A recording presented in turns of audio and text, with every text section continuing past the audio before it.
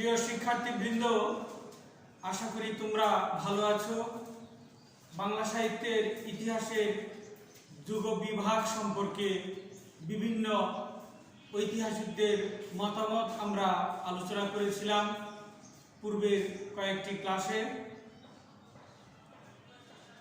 সাহিত্যের যুগ বিভাগও আমরা করেছি। বাংলা সাহিত্যের ইতিহাসের তিনটি যুগ, প্রাচীন যুগ, মধ্যযুগ, আধুনিক যুগ। এই তিনটি যুগ স্বতন্ত্র বৈশিষ্ট্যে মণ্ডিত এবং বিভিন্ন বৈশিষ্ট্যের আলোকেই এই যুগ বিভাগটি করা হয়েছে। তো আমরা বাংলা সাহিত্যের ইতিহাসের যুগ বিভাগের বৈশিষ্ট্য আজকে আলোচনা করব। প্রথমেই আমরা আলোচনা করছি প্রাচীন যুগের বৈশিষ্ট্য। আমরা একটু সাধারণ ধারণা নিয়ে নিই। আগে বাংলা সাহিত্যের ইতিহাসের দিকে তাকালে আমরা দেখতে পাই প্রাচীন যুগ ও মধ্যযুগ প্রধানত ধর্মীয় চেতনা সমৃদ্ধ সাহিত্য, আর আধুনিক স্বতন্ত্র বৈশিষ্ট্যে মণ্ডিত হয়েছে প্রধানত মানবিকতার আলোকে। আধুনিক যুগে এসে সাহিত্যে আমরা দেখতে পাই দেবতা নয়, কোনো ধর্ম অবতার নয়, মানুষেরই প্রাধান্য। কিন্তু প্রাচীন ও মধ্যযুগে কবিদের আমরা দেখতে পাই তারা বিশেষ করে ধর্মের বিষয় ছাড়াও যে সাহিত্য রচনা হতে পারে এই বিষয়টি যেন তাদের ছিল অনায়ত্ত। তারা যেন জানতেনই না ধর্মের বাইরেও সাহিত্যের বিষয় হতে পারে। প্রাচীন ও মধ্যযুগে আমরা দেখতে পাই আমাদের কবিরা মূলত ধর্মপ্রচারের উদ্দেশ্যেই সাহিত্য রচনা করেছে। প্রাচীন যুগটা বৌদ্ধ সহজিয়াদের মতবাদ প্রচারে কবিতা রচনা করা হয়েছে, চর্যাপদগুলো রচনা করা হয়েছে। মধ্যযুগে এসে আমরা দেখি বৈষ্ণব মতবাদের প্রচারমূলক কবিতা রচিত হয়েছে। রাধাকৃষ্ণের মাহাত্ম্যসূচক কবিতা রচিত হয়েছে। মধ্যযুগে হিন্দু ধর্মের ধর্মপ্রচার প্রাধান্য লাভ করেছে। বিভিন্ন মঙ্গল কাব্য রচিত হয়েছে, শ্রীকৃষ্ণ কীর্তন কাব্য রচিত হয়েছে, বৈষ্ণব কবিতা রচিত হয়েছে। পাশাপাশি মুসলমান সাহিত্যিকগণ তাদের স্বতন্ত্র বৈশিষ্ট্যমণ্ডিত রোমান্স কাব্য রচনা করেছে, যেখানে মূলত ইসলাম ধর্মের মনোমিবাদের প্রচার করতে গিয়েই তারা বিভিন্ন প্রণয়োপাখ্যান রচনা করেছে, যা সাধারণত ইসলাম ধর্মের পূর্বর ভূমি আরবি ফার্সি ভাষা থেকে এসেছে। তো যাই হোক, এই মোটা দাগের পার্থক্যটা আমরা লক্ষ্য করলাম। প্রাচীন যুগ ধর্মনির্ভর, মধ্যযুগ ধর্মনির্ভর, আধুনিক যুগ ধর্ম থেকে বেরিয়ে এসেছে, প্রাধান্য লাভ করেছে মানুষ, ব্যক্তিত্ব সচেতন মানুষ। তো যাই হোক, চর্যাপদের কিছু বৈশিষ্ট্য, দুঃখিত, প্রাচীন যুগের কিছু বৈশিষ্ট্য আমরা এখন চিহ্নিত করব।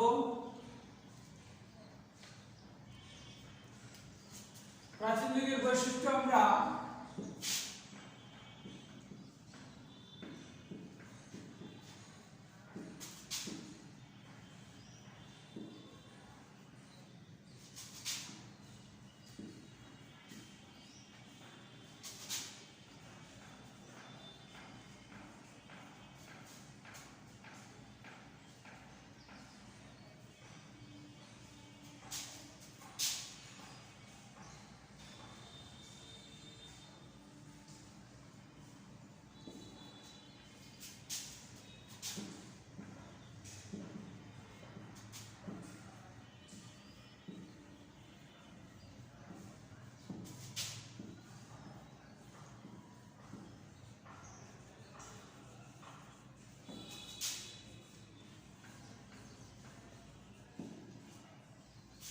ধর্ম তথা বৌদ্ধ সমাজ সাধন, অর্থাৎ বৌদ্ধদের সহজিয়া পদ্ধতি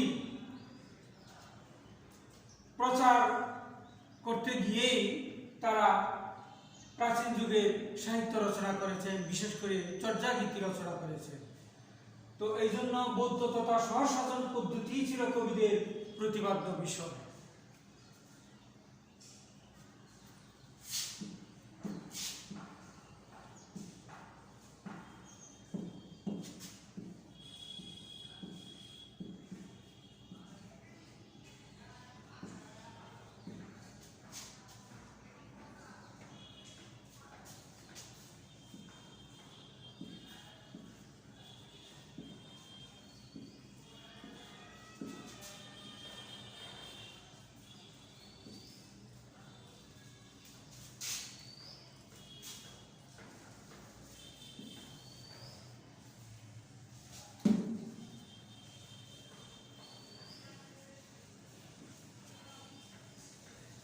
পরের বৈশিষ্ট্য আমরা দেখতে পাই, প্রাচীন যুগের কবিদের কবিতায় কবি কল্পনা এবং আবেগের স্বল্পতা লক্ষ্য করা গেছে।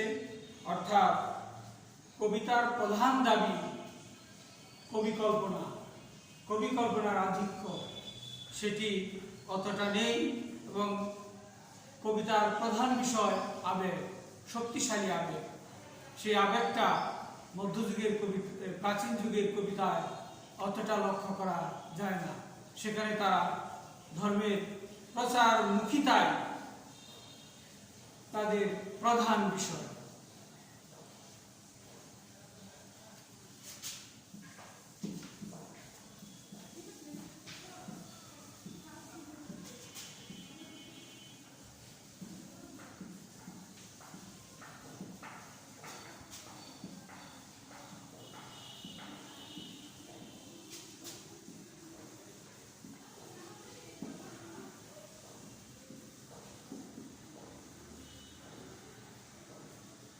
এরপরে আমরা দেখি কবিগণ সব জ্ঞানে সাহিত্য রচনা করেননি।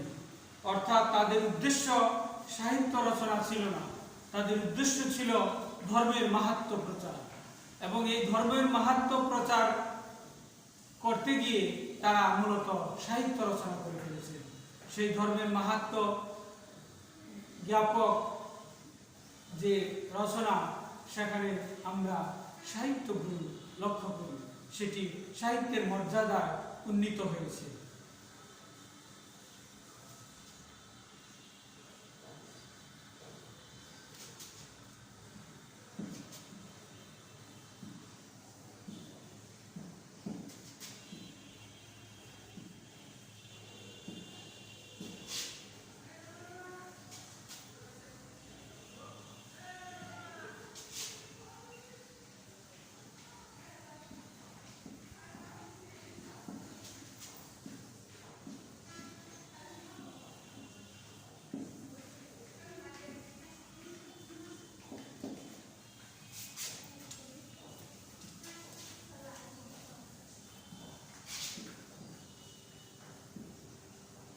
এরপরে আমরা দেখব প্রাচীন যুগের কবিদের রচনায় প্রবাদ বাক্যের ব্যবহার হয়েছে এবং ধাঁধা জাতীয় ছড়ার বৈশিষ্ট্য সেখানে ফুটে উঠেছে।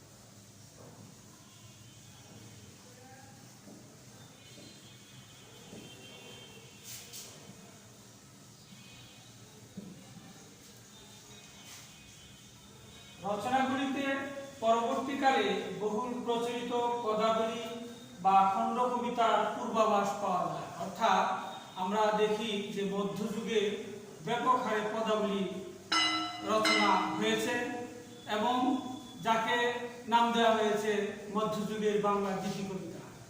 তো সেইগুলোর পূর্বাভাস আমরা এই প্রাচীন যুগেই পেয়ে যাই। অর্থাৎ চর্যা গীতিকাগুলোতে আমরা দেখি যে খণ্ড কবিতার একটা বৈশিষ্ট্য, খণ্ড কবিতার একটা ধারার পূর্বাভাস সেখানে পরিলক্ষিত হয়েছে।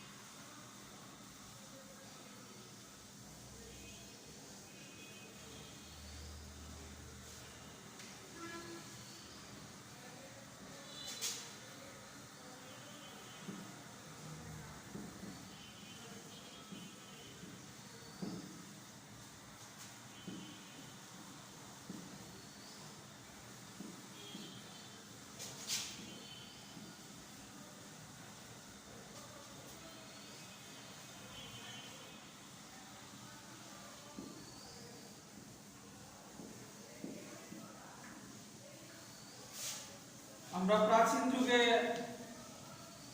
যে সংস্কৃত সাহিত্য রচিত হয়েছে সেখানে দেখা যায় যে অন্তমিল নেই, কিন্তু আমাদের প্রাচীন যুগের সাহিত্যে অর্থাৎ চর্যাপদগুলোতে দেখা যায় যে চমৎকার অন্তমিল রয়েছে। লাইনের শেষে, পংক্তির শেষে একটা অন্তমিল লক্ষ্য করা গেছে। সেটি প্রাচীন যুগের সাহিত্যের একটি অনন্য বৈশিষ্ট্য।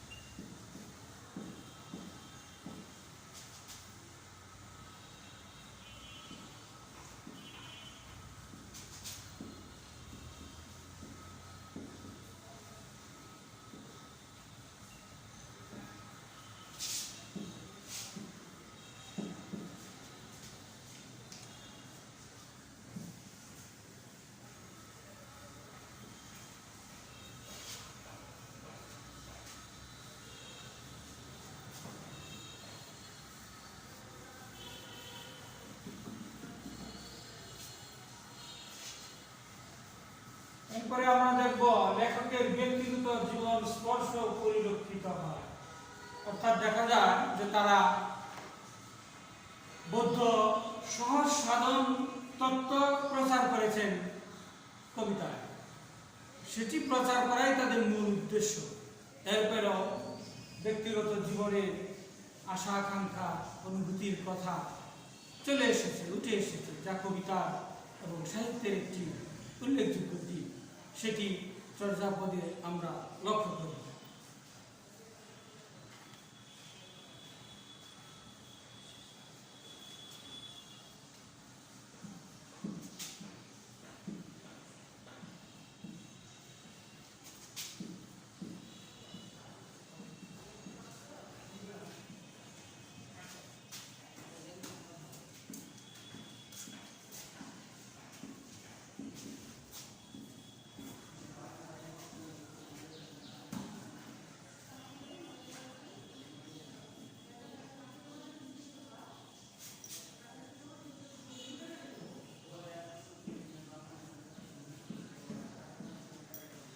ভাষাগত দিক থেকে প্রাচীন যুগের একটা বিশিষ্টতা লক্ষ্য করা যায়।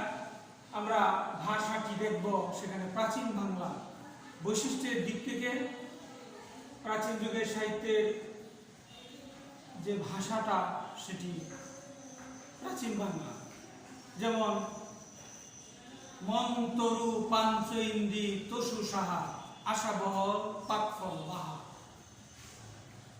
এটি হলো চর্যাগীতি, অর্থাৎ প্রাচীন যুগের কবিতার অংশ বিশেষ। আবার আধুনিক মধ্যযুগে আমরা এসে দেখি কেনাবাসী বায়ে বড়াই এগুট গুকুলে, কেনাবাসী বায়ে বড়াই কালিনী নই কুলে। এই যে কথাটা, এখানে ভাষার একটা বিস্তর ব্যবধান লক্ষ্য করা যায়।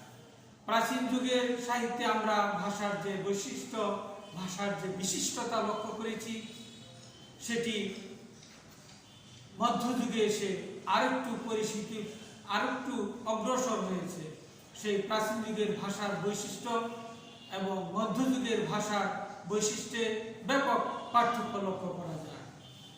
এখন আমরা দেখব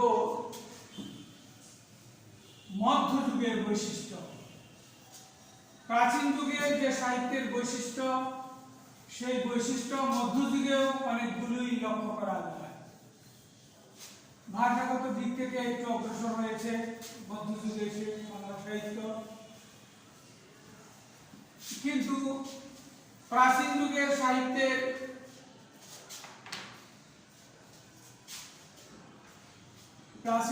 সাহিত্যের ক্ষেত্রে আমরা যে ধর্ম নির্ভরতা দেখেছি, মধ্যযুগেও এই ধর্ম নির্ভরতা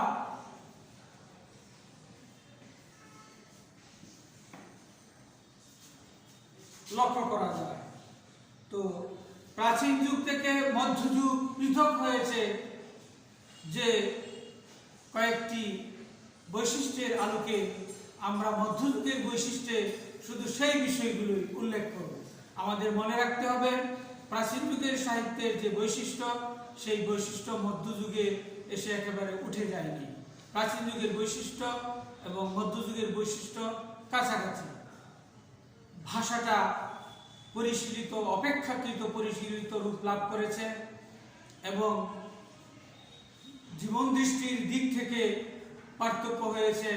যেমন মধ্যযুগে এসে মুসলমান কবিদের লেখা আমরা পাই, যেটি প্রাচীন যুগে ছিল না। আর হিন্দু ধর্মের প্রাধান্য তো আছে।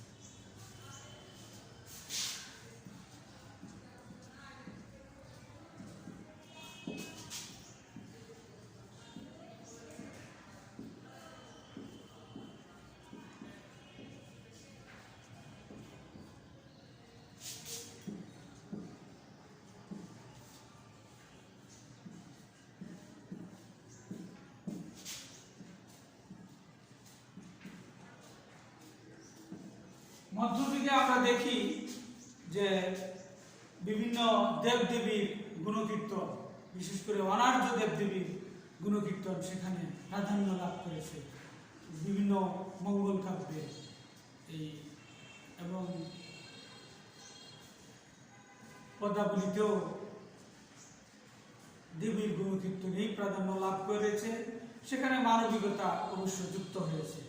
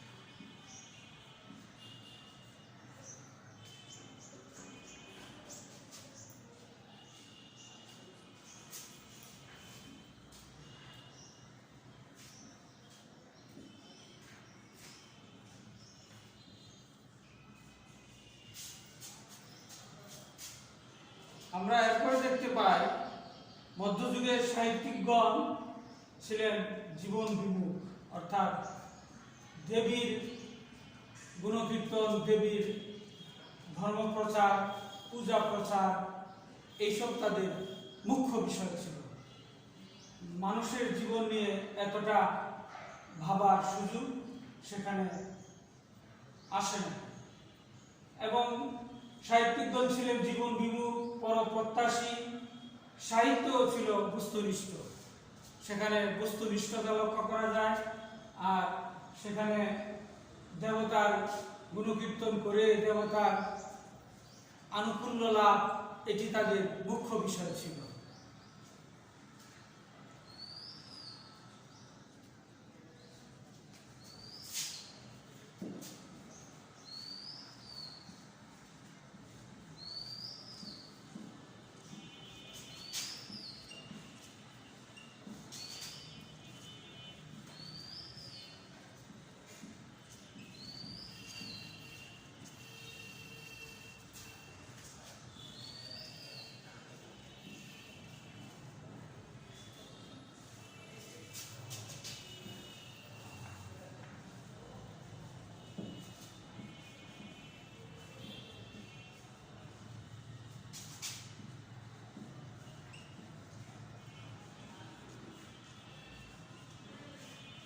ব্যক্তি জীবন তথা সমাজ জীবন সম্পর্কে কবিরা ছিলেন উদাসীন, অর্থাৎ মানুষের জীবন এবং সমাজের কথা বলা যে সাহিত্যের একটি বিশেষ বিষয়, সেটি তারা করেননি। তাদের প্রধান বিষয় ছিল দেবতাদের গুণকীর্তন, দেবতাদের ধর্মপ্রচার, দেবতাদের পূজা প্রচার এইসব, যে কারণে মানুষের জীবন এবং সমাজ জীবন সেখানে উঠে আসেনি, এসেছে স্বল্প পরিসরে। বৃহত্তর অর্থে আধুনিক যুগে এসে আমরা যেমন লক্ষ্য করি, ব্যক্তি জীবন ও সমাজ জীবনে প্রাধান্য লাভ করেছে এবং সমাজের একটা ফটোগ্রাফিক চিত্র ফুটে উঠেছে, যেটি প্রাচীন যুগে ও মধ্যযুগে আমরা পাই না। আজকে এই পর্যন্তই। সবাইকে অসংখ্য ধন্যবাদ।